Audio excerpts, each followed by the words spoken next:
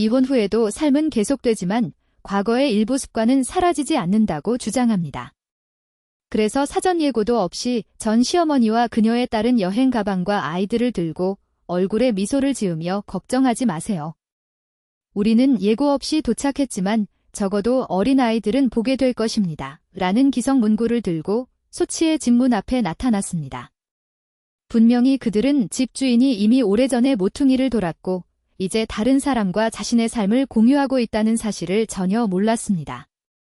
장면을 상상해 보십시오. 문을 열고 전 남편의 가족이 아무것도 변하지 않은 것처럼 당신의 공간에 침입하는 것을 발견합니다. 헬레나에게 바로 그런 일이 일어났습니다.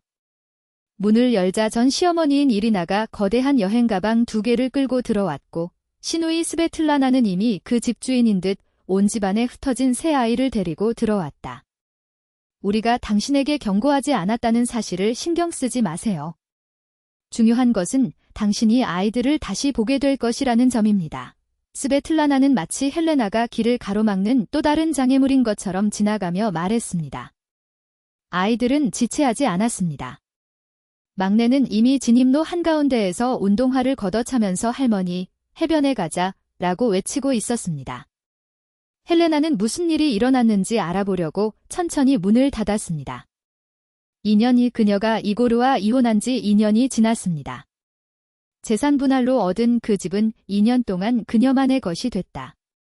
그는 모스크바에 아파트를 구했고 모든 것이 명확하고 합법적으로 해결되었습니다. 그러나 그의 가족에게는 일부 세부 사항이 아직 동화되지 않은 것 같습니다. 수년 동안 이혼하기 전부터 그들은 매년 여름마다 나타나 몇 주 동안 집을 점유했습니다. 헬레나는 아내가 어떻게 더 감사하고 더 경제적이며 더 복종해야 하는지에 대한 시어머니의 강의를 들으면서 요리하고 청소하고 아이들을 돌보았습니다. 스베틀라나는 소파에 누워 책의 페이지마다 헬레나, 차를 끓여주세요 라고 명령하면서 하루를 보냈습니다. 또는 헬레나, 맥심 좀 봐, 또 모래를 먹고 있잖아. 그러나 이제는 상황이 달라졌습니다. 헬레나는 더 이상 이고르의 아내가 아니었습니다. 그녀는 자신의 삶을 재건했고 바닷가에 매력적인 카페를 열었고 6개월 동안 소치에서 원격으로 일하고 대부분의 시간을 그녀와 함께 보내는 프로그래머인 데니스와 진지한 관계를 유지해왔습니다. 그것은 그녀의 집이었고 그녀의 삶이었고 그 사람들은 더 이상 그녀의 공간에 대한 어떤 권리도 갖지 못했습니다. 그러나 이리나와 스베틀라나는 아무것도 변하지 않은 것처럼 행동했습니다. 시어머니가 진짜 음식이 부족하다고 불평하며 주방을 뒤지는 동안 결국 그녀에게 헬레나의 건강한 습관은 아이들에게 적합하지 않았습니다. 그녀의 시어머니는 마치 집의 여주인인 것처럼 소파에 자리를 잡았습니다. 아이들은 아무런 예식도 없이 구석구석을 탐색했지만 헬레나는 침실문이 닫히는 소리를 들었습니다. 그 안에 있는 옷장에는 시계, 책, 휴대폰 충전기 등 더니의 물건이 있었습니다. 그것은 마지막 빨대였습니다. 헬레나는 방에 들어가 우월한 표정으로 그녀를 바라보는 스베틀라나와 마주했습니다. 그는 지고르와 제가 2년 전에 이혼했다는 사실을 아시나요? 라며 분노를 담았다. 며느리는 놀라서 위를 올려다보았다. 그래서 뭐? 집은 아직 여기에 있어요. 우리는 항상 오죠. 그게 전통이에요. 아이들은 바다를 좋아해요. 내가 당신의 아들과 결혼했을 때의 전통이었습니다. 헬레나는 피가 끓는 것을 느끼며 대답했습니다. 이제 나는 그렇지 않습니다. 이곳은 내 집이고 여기에서는 당신에게 권리가 없습니다. 이리나는 감성에 호소하려고 차 한 잔을 들고 주방에서 나왔습니다. 딸아, 너무 잔인하게 굴지 마라. 우리는 낯선 사람이 아니다. 당신은 수년 동안 이 가족의 일원이었습니다. 우리가 한 달 동안 머물게 해줄 수 없습니까? 아이들이 얼마나 행복한지 보세요. 헬레나는 주먹을 꽉 쥐었다. 그녀는 3년 전 자신과 이고르가 두 사람을 위한 휴가를 계획하고 있었기 때문에 적어도 그해 7월에는 오지 말라고 요청했던 일을 기억했습니다. 그 반응은 스캔들이었습니다. 이기적이고 무감각하고 배은망덕했습니다. 물론 이고어는 그의 어머니 편을 들었습니다. 휴가는 취소되었고 헬레나는 가정부로 가족을 섬기는데 3주를 보냈습니다. 아니요, 그녀는 단호하게 말했다. 당신은 머물 수 없습니다. 스베틀라나는 분개하여 코를 주름지게 했습니다. 미쳤습니까? 티켓을 사고 돈을 썼는데 아이들이 벌써부터 신이 나네요. 그게 바로 당신의 문제입니다. 헬레나가 대답했습니다. 경고했어야 했어요. 허락을 구했어야 했어요. 허가, 이리나가 폭발했다. 우리는 항상 옵니다. 무슨 허락이요? 내가 당신 아들과 결혼했을 때마다요. 헬레나는 참을성 없이 반복했습니다. 이제 나는 더 이상 존재하지 않습니다. 여긴 내 집이고 당신은 여기에 살지 않습니다. 스베틀라나는 휴대폰을 꺼내 위협했다. 이고르에게 전화할게. 그 사람이 너를 연결해 줄 거야? 전화하세요. 헬레나가 무관심하게 말했다. 아무것도 변하지 않을 것입니다. 형수가 전화를 거는 동안 헬레나는 방으로 갔다. 아이들은 모든 것을 엉망으로 만들었습니다. 장난감은 흩어져 있고 막내는 침대에서 뛰어다니고 가운데 소녀는 침대 옆 탁자 위에 있는 자신과 데니스의 사진을 보고 있습니다. 이 사람은 누구입니까? 소녀가 그를 가리키며 물었다. 친구요. 헬레나는 사진을 다시 가져오며 대답했습니다. 이제 장난감을 정리하고 거실로 가세요. 거실에서 스베틀라나는 화가 나서 전화를 끊었습니다. 이고르는 이곳이 당신의 집이고 원하는 것은 무엇이든 할 수 있다고 말했습니다. 당신은 마음이 없습니다. 이 아이들은 휴가를 보낼 자격이 있습니다. 헬레나는 피곤한 표정으로 그녀를 바라보았다. 바다는 사라지지 않습니다. 소치에는 호텔, 여관, 모든 예산에 맞는 옵션이 있습니다. 장소를 찾으세요. 무슨 돈으로? 이리나가 소리쳤다. 우리는 언제나처럼 여기에 무료로 머물기를 기대하고 있었습니다. 그게 다야? 항상 무료입니다. 항상 다른 사람을 희생합니다. 헬레나는 거의 웃을 뻔했다.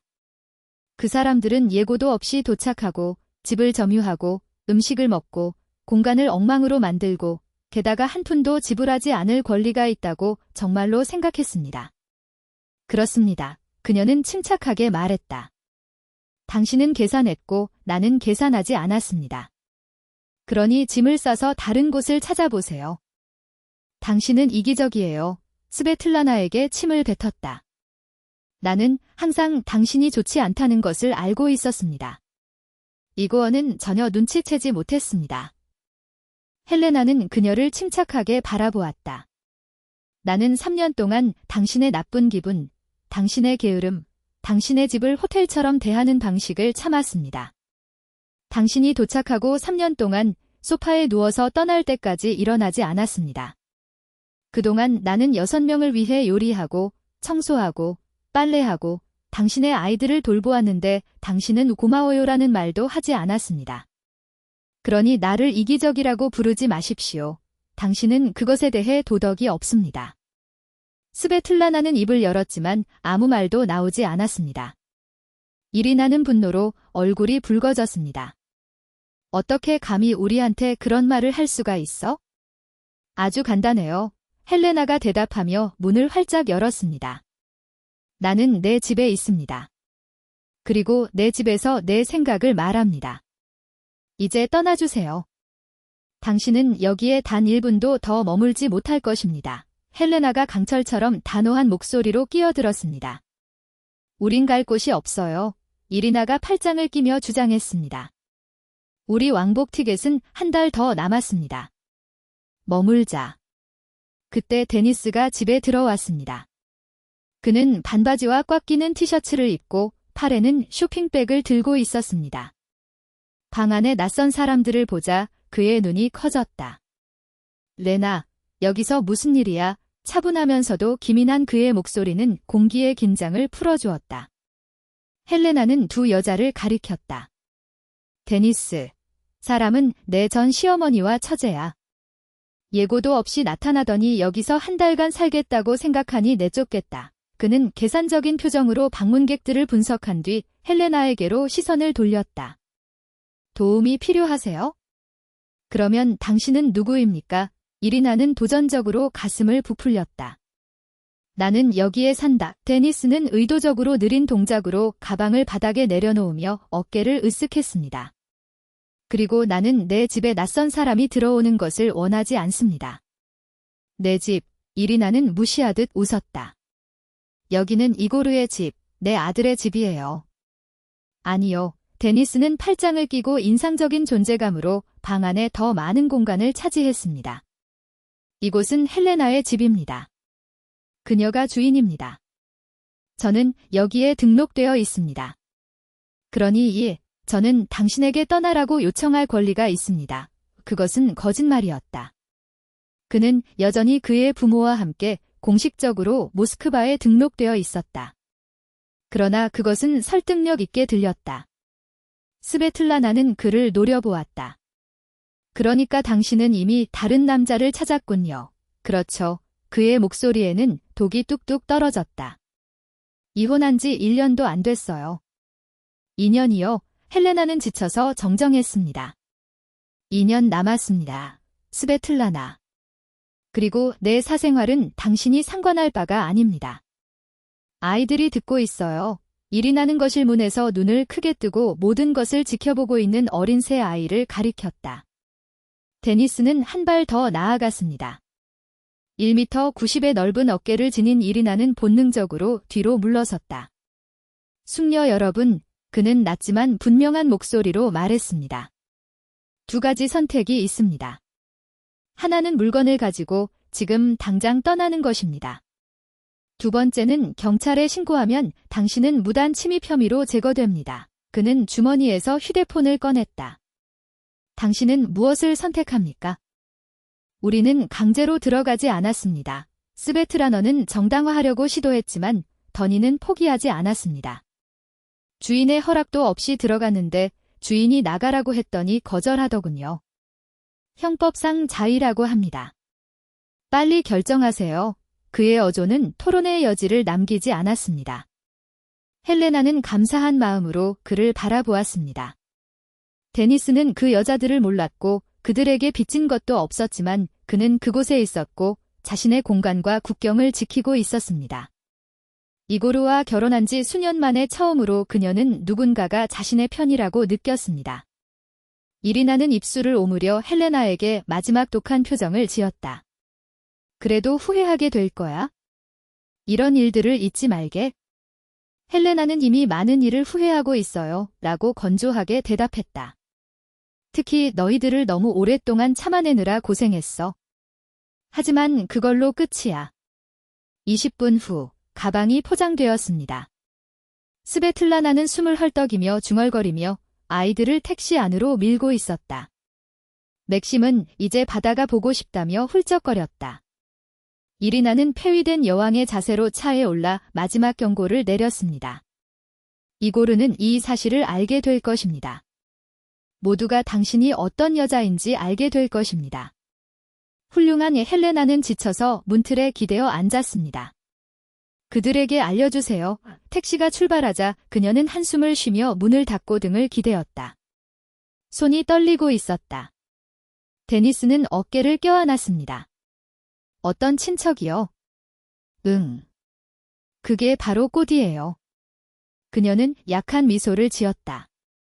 가족 저녁 식사에서 그들이 어떤지 봐야 해요. 모르는 편이 낫겠어. 그는 그녀의 머리 꼭대기에 키스했습니다. 이미 악몽을 꾸기 위한 재료는 충분해요. 밤에 헬리너는 이고어로부터 화난 메시지를 받았습니다. 어떻게 이런 일을 할 수 있었나요? 아이들에게는 휴가가 필요했습니다. 우리 어머니는 연로하셔서 소치에서 한 달에 20만 달러를 지불하실 수 없습니다. 당신은 우리 가족과 함께 보낸 세월을 기억해야 합니다. 그녀는 두 문장으로 대답했습니다. 기억합니다.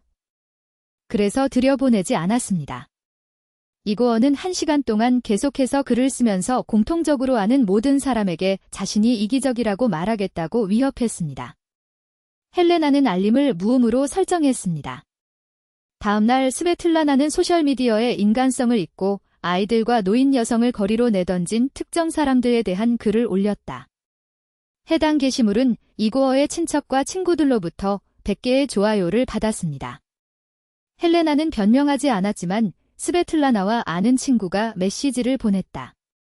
레나, 나도 당신에 관한 거 알아요. 상관하지 마세요. 스베트카는 항상 프리로더였어요. 그녀는 한 번은 지틀밖에 안 남았다고 말하다가 3주 동안 우리 집에 머물렀어요. 그녀는 내 음식을 먹고 내 커피를 비난하고 심지어 내가 그녀를 산책에 데리고 나가지 않는다고 불평하기까지 했습니다. 당신이 그녀에게 알려준 것이 옳았습니다. 이것은 그녀를 격려했습니다. 일주일 후 아이리너는 2주 동안 8만의 게스트하우스를 임대했습니다. 나머지 2명은 아들러에 있는 이고르의 먼 친척 집에 머물렀습니다. 그들이 떠나기 전에 스베틀라나는 해변에서 웃고 있는 아이들, 아이스크림을 들고 있는 일이나 잊을 수 없는 휴가라는 캡션 등 더 많은 사진을 게시했습니다. 헬레나는 속으로 웃었다. 즉, 그들은 나 없이도 관리할 수 있었습니다. 3년이 지났습니다. 헬레나와 데니스는 소치 등기소에서 간단한 결혼식을 올린 후 2주 동안 발리로 날아갔습니다. 헬레나의 카페는 이제 월 순매출액이 35만 달러에 이르렀습니다. 그녀는 관리자를 고용했고 사업을 운영하는 것보다 사업을 확장하는 데 더 전념했습니다. 데니스는 승진하여 40만 달러를 벌었지만 소치를 떠날 생각은 없이 원격으로 계속 일했습니다. 이고르도 재혼했습니다. 그의 새 아내인 빅토리아는 15세보다 어렸고 매니큐어를 바르고 있었고 네트워크 사진에 따르면 입술이 부풀어 오른 셀카를 좋아했습니다. 헬레나는 질투하지 않았습니다. 어느 여름날 오후 산책을 마치고 돌아오는 길에 헬레나는 해안가에서 낯익은 인물을 보았습니다. 이리나는 벤치에 앉아 아이스크림을 먹고 있었습니다. 옆집에는 이제 성인이 된 스베틀라나의 아이들 7세 맥심, 10세 바리아, 12세 아르템, 이 보도를 따라 달렸다. 헬레나는 곧바로 지나가려고 했지만 이리나가 그녀를 보았습니다. 그는 일어나서 머뭇거리다 다가갔다. 안녕하세요, 헬레나. 안녕하세요. 무거운 침묵이 흘렀다. 이리나는 얼음을 깨뜨렸다. 잘 지내세요? 조은이 헬레나는 고개를 끄덕였다. 당신은요? 그래도 괜찮아요. 우리는 일주일 동안 아파트를 빌렸어요. 또 다른 일시 중지.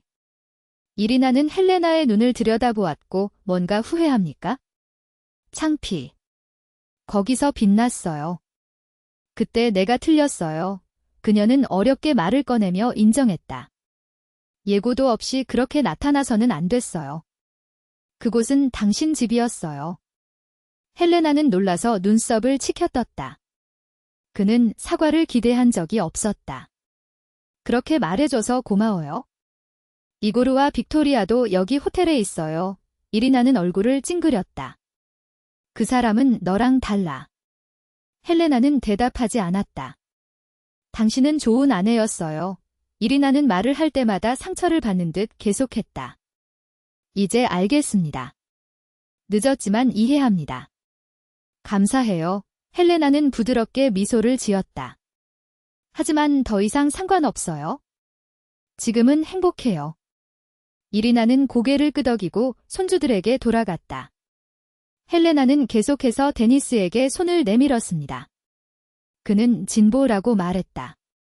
옛 그녀는 한숨을 쉬었다. 하지만 난 여전히 그들을 집에 들여보내지 않을 거예요. 데니스는 웃었다. 2년 후 스베틀라나는 이혼했다. 그녀의 남편은 그녀를 다른 사람에게 맡기고 세 자녀와 임대료를 모스크바에 남겨두었습니다. 그는 온라인에서 헬레나에게 편지를 쓰려고 했습니다. 일을 도와줄 수 없나요?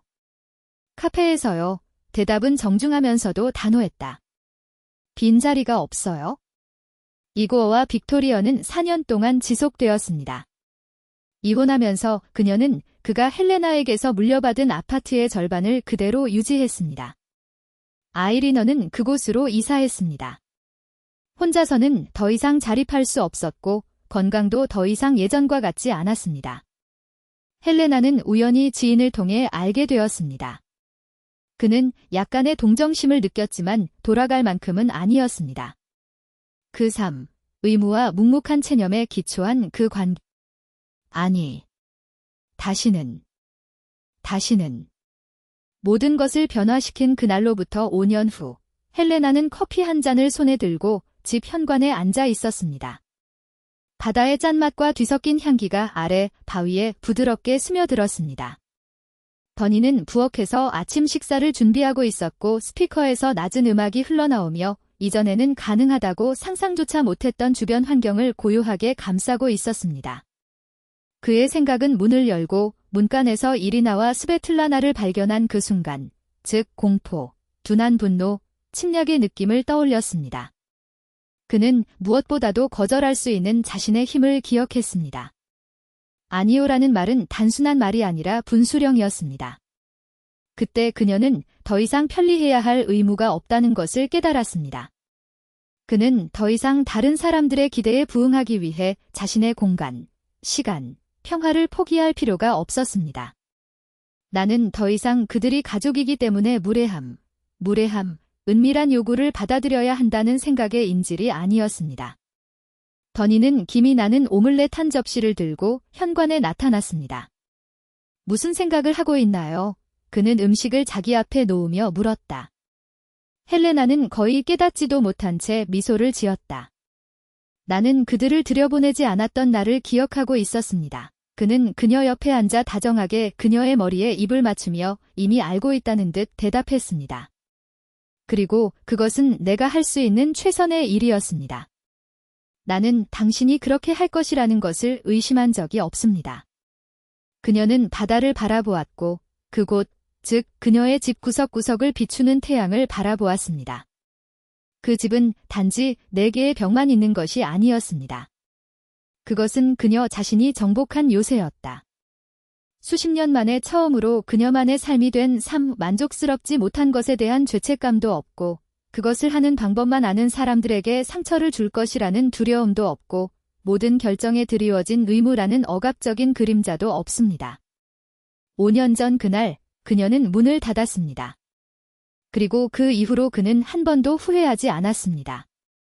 오히려 매일 아침 그런 모습은 내가 옳은 선택을 했다는 증거였다. 결국 사는 것은 버티는 것이 아니라 선택하는 것이기 때문입니다. 그리고 그녀는 마침내 자신을 선택했습니다.